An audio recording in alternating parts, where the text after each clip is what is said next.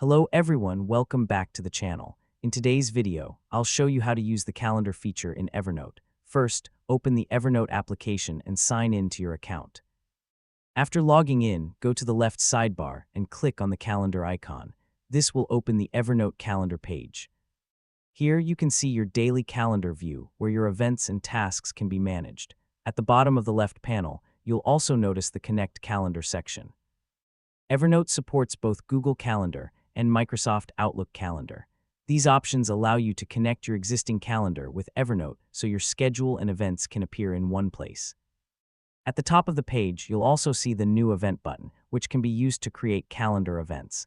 On the right side, you can switch between different calendar views, such as the Day view. The calendar feature is designed to help you organize your meetings, appointments, reminders, and daily schedule while keeping everything connected with your notes. As you continue using Evernote, your calendar can help you stay organized and manage your work more efficiently.